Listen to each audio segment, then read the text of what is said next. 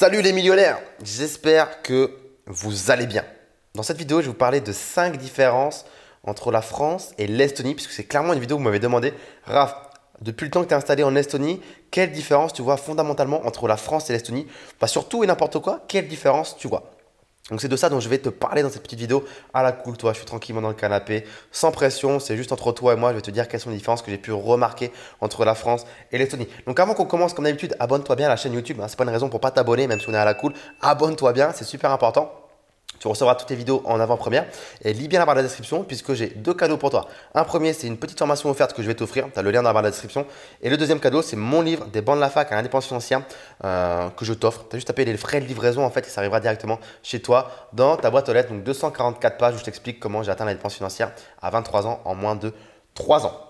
Alors, quelles sont les différences entre la France et l'Estonie? L'Estonie, ça va faire maintenant un petit peu plus d'un an et demi que j'y suis installé, que je m'y suis expatrié pour différentes raisons, voilà, principalement fiscales et également à volonté de m'expatrier pour vivre une expérience dans un tout nouveau pays. Donc, ce sont vraiment les deux principales raisons. Et aujourd'hui, à l'heure où je tourne cette vidéo, eh bien écoute, je ne suis pas dégoûté de m'expatrier. Pour l'instant, je le vis bien, il n'y a aucun souci, je suis content d'être ici. Et je vais te donner donc les 5 grandes différences que j'ai pu cerner. Première différence, c'est la qualité de vie. À Tallinn, on a une qualité de vie, en Estonie et plus particulièrement à Tallinn, Tallinn c'est la capitale de l'Estonie, on a une qualité de vie qui est assez remarquable dans le sens où pour une capitale, on n'a pas l'impression d'être dans une capitale. On n'a pas cette, voilà, cette énergie qu'on peut parfois aimer hein, dans les villes de Paris, de Dubaï, de New York. Une très grosse énergie où on ne s'ennuie jamais, il y a toujours quelque chose à faire. Mais où des fois ça peut être un peu puisant, où ça nous puise notre énergie au fond de nous et on se sent vidé. Tallinn c'est une ville, voilà, une ville à taille humaine où tout est assez clean. Voilà. Par exemple, c'est pas une ville qui est sale, l'air il est pur, c'est un des airs les plus purs au monde. Hein. Si vous regardez sur internet, vous allez pouvoir trouver cette information-là. Donc on y respire très très bien. Il n'y a pas de bouchon. Alors voilà, je ne vais pas te mentir, aux heures de pointe, quand même, vers 17-18 heures et le matin, il y a quand même des petits endroits dans la ville où ça bouchonne un petit peu, mais rien à voir avec un périph' parisien où ça klaxonne dans tous les sens, ça s'insulte, où tu as la moto qui va te mettre un coup de pied dans ta portière parce que tu t'es un petit peu décalé sur le côté. Non, loin de là, pas du tout. Donc il y a beaucoup moins de stress. Directement, il y a beaucoup moins de stress dans les rues, etc. Il n'y a pas des gens qui courent. Il n'y a pas de métro à Tallinn. Donc tu as simplement des lignes de bus, des lignes de tramway et il n'y a pas de métro. Donc déjà là, quand il n'y a pas de métro, généralement, c'est souvent le métro qui est un peu source de stress. Ça fait un peu côté souterrain, rat race, bizarre. Donc déjà, il y a moins de stress vis-à-vis de ça.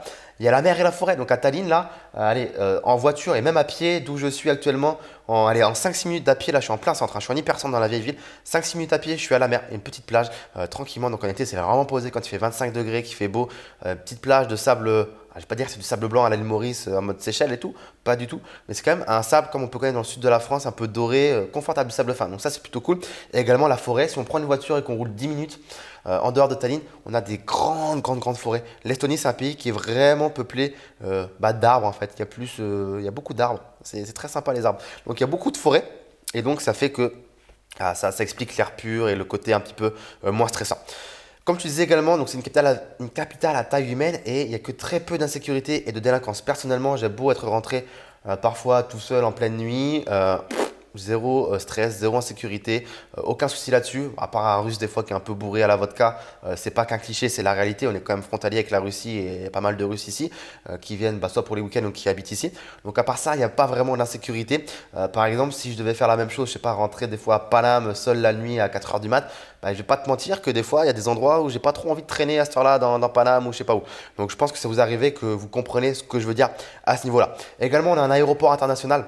Donc ça c'est cool, si on en a marre de Tallinn, voilà c'est une ville à taille humaine, donc des fois ça peut être un petit peu petit, surtout quand on est jeune, on a envie de voir d'autres choses, moi j'adore voyager, donc on a un aéroport à taille humaine, donc c'est facile de prendre un avion et d'aller partout dans le monde entier. Si tout n'est pas desservi immédiatement, on a des escales à Helsinki, à Moscou ou à Francfort en Allemagne et c'est très simple d'aller où vous voulez dans le monde entier. Donc ça c'est la première grande différence, c'est vraiment la qualité de vie qui, voilà, j'ai englobé pas mal de choses à l'intérieur.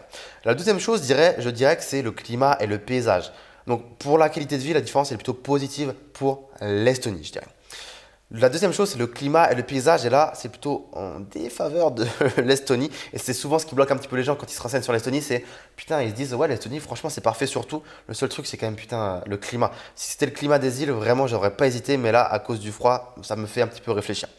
Donc c'est vrai qu'en Estonie, il fait plus frais que en France. Bon, on va pas se dire, on va pas se mentir non plus. La France, c'est pas Ibiza, il fait pas super chaud toute l'année ou c'est pas non plus la Thaïlande ou le Brésil ou j'en sais rien. Mais il fait quand même plus frais. Là, on commence à rentrer dans l'hiver où potentiellement il va faire du -10, du -20, beaucoup de neige. Et donc, c'est une réalité, c'est bien réel. Donc ça, c'est quelque chose à anticiper. Si vous n'aimez pas du tout le froid, eh bien, c'est pas forcément la ville où vous allez kiffer être là. Après, il y a des solutions, hein. Vous pouvez rester à Tallinn l'été, le printemps et partir en Asie, par exemple, ou en Amérique du Sud pendant l'hiver. C'est quelque chose que j'ai fait, moi, par exemple, l'hiver dernier et que je referai dans le futur parce que tout simplement, je suis pas forcément un homme des neiges et que le froid, c'est pas ce qui me fait le plus kiffer. Voilà, je m'y acclimate, mais c'est pas forcément ce qui me fait le plus kiffer. Donc, petit point des avantages de l'Estonie pour l'instant. La troisième chose, je dirais, c'est la civilité des gens. C'est incroyable, mais si les gens, ils respectent tout, c'est-à-dire qu'au feu rouge, quand on est piéton, moi je suis quasiment tout le temps piéton ici, à part de rares occasions, parce que encore une fois, c'est une ville à taille humaine, donc on peut tout faire à pied.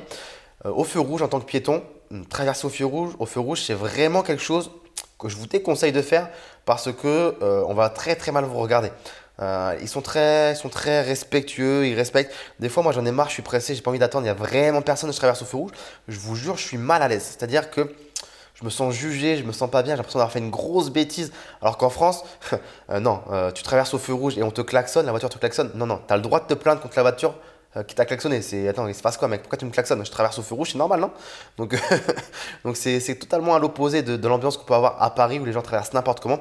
Ici, il y a vraiment une bonne civilité. Les gens, ils t'aident également quand tu demandes un truc dans la rue. Ça m'est déjà arrivé au tout début quand je suis arrivé ou encore aujourd'hui de demander des trucs dans la rue. Les gens, ils m'aident vraiment. C'est-à-dire qu'il n'y a pas longtemps, il y a quelques jours, je cherchais un endroit bien spécifique dans Tallinn, j'arrivais pas à trouver, il y avait une entrée un petit peu cachée. Je demande au mec, il me dit ouais, je sais pas trop c'est où ça. Il prend son téléphone, il regarde, ah ouais. On est resté 10 minutes ensemble à chercher, limite j'en avais marre, c'était long parce que le mec il voulait vraiment trouver pour moi et il savait pas, j'aurais pu demander à quelqu'un d'autre. Mais les gens sont vraiment serviables et ils vont vraiment t'aider à trouver les choses. Alors qu'en France, si vous demandez quelque chose à quelqu'un, non, je suis pas intéressé. D'autant plus si vous êtes un mec, vous demandez quelque chose à une fille. Non, je suis en couple. Non, donc voilà, il y a beaucoup de parano en France, il y a beaucoup de rejet immédiat alors qu'on ne sait même pas ce qui va se passer. Donc ça, c'est vrai que c'est une grosse différence aussi avec la France. Je ne suis pas en train de te dire que les Estoniens sont les plus accueillants du monde non plus. On n'est pas dans des pays ensoleillés, latinos, où il y a du soleil, ou les îles. Ce n'est pas les mecs qui vont venir te voir, qui vont te parler pour tout, n'importe quoi dans la rue. Loin de là, on n'est pas dans cette mentalité-là. Mais du moins, quand on leur demande de l'aide, les gens viennent vous aider. La quatrième différence, ça va être le coût de la vie. Donc, grosso modo, c'est quand même moins cher que pour une capitale. Parce que voilà, on est quand même dans une capitale ici à Tallinn. Si on devait comparer à Paris, jamais j'ai payé un Morito 20 euros ici, en Estonie. Si je veux faire une chicha, jamais je vais payer les prix parisiens. Si je veux aller dans un très bon restaurant, un bon restaurant, ça ne sera pas non plus les prix parisiens et je vais quand même très bien manger avec une succession de plusieurs plats, etc. Si je veux, voilà, pour beaucoup de choses, eh bien c'est beaucoup quand même moins cher que Paris. Donc ça dépend. Pour certaines choses, c'est plus ou moins la même chose. Pareil pour l'immobilier, par exemple, pour ce qu'on pourrait avoir à Paris pour un studio, bah, ici, ce sera quand même beaucoup moins cher. Donc le coût de la vie, bah, finalement, si vous avez un revenu qui est généré sur le sol français ou si vous avez des revenus conséquents et que vous viviez bien en France, eh bien vivre en Estonie, ça sera relativement facile pour vous. Vous allez pouvoir vivre en hypercentre de la ville sans gros soucis. Vous allez pouvoir faire vos courses sans soucis, faire les restos que vous voulez. Vous n'allez pas être limité comparativement aux Estoniens ou aux locaux qui habitent ici, qui forcément eux n'ont pas le même salaire minimal ou médian que les Français qui pour le coup habitent un peu plus loin dans les périphéries de Tallinn, etc. Cinquième critère, et là c'est vraiment parce que vous me tannez beaucoup sur les réseaux sociaux, sur Instagram, etc. vis-à-vis de ce sujet-là, c'est les femmes. Là, je pense que tout le monde est unanime là-dessus. Beaucoup de mes amis qui sont venus me rendre visite en Estonie me l'ont dit. Ah, mais c'est fou quand même, tu rigolais pas quand tu me le disais par message ou par téléphone. Les femmes sont vraiment très très belles ici. Encore une fois, vous pouvez regarder sur internet, il y a des articles, je crois, des sondages, des choses comme ça qui disent que les femmes en Estonie sont parmi les plus belles femmes au monde parce qu'elles ont le standard, vous savez, un petit peu mannequin, 1m80, belle taille, grande, joli visage, cheveux blonds, yeux clairs. Donc un standard qu'on aime ou qu'on n'aime pas, mais qui est réel et qui est là. Et les gens sont relativement unanimes là-dessus. Donc je ne sais pas si le caméraman qui est derrière la caméra peut donner son avis avec un seul oui ou un seul non. Est-ce qu'il est d'accord ou pas? Est-ce qu'on l'entend? Oui. Donc il est d'accord en plus avec moi. Donc non, voilà, c'est un petit peu pour le taquiner s'il n'y attendait pas. Mais c'est vrai que beaucoup de mes amis qui sont venus ont remarqué cette chose-là. Et c'est toujours agréable d'être dans un pays où les gens sont beaux parce que voilà, c'est mieux que d'être avec des gens qui sont pas beaux tout simplement. Je pense que c'est facilement compréhensible.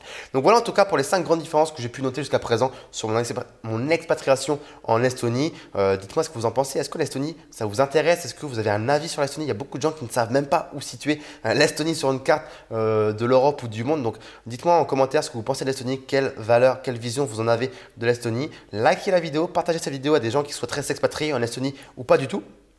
Et si tu souhaites t'expatrier, eh bien justement, j'ai peut-être quelque chose pour toi pour que je puisse t'accompagner dans ton expatriation. Lis bien la barre de la description, j'ai un programme qui s'appelle l'école de l'élite financière dans lequel en fait j'ai un module qui te permet, où je t'enseigne tout concernant une expatriation, comment ça se passe, qu'est-ce qu'il faut regarder, qu'est-ce qu'il faut faire. Notamment en Estonie, on parle pas que d'expatriation, on parle également de mise en place, de montage en holding, on parle de fiscalité en fait, de sociétés offshore, de théorie des 5 drapeaux, de permanent portfolio, on parle de pas mal de choses, de stratégies sur la fiscalité et l'expatriation lorsque vous souhaitez vous expatrier pour payer potentiellement moins d'impôts. Donc tout se trouve dans la barre de la description. Je te dis à toi, merci beaucoup de m'avoir écouté jusqu'à présent et je te dis à très très vite. Ciao, ciao.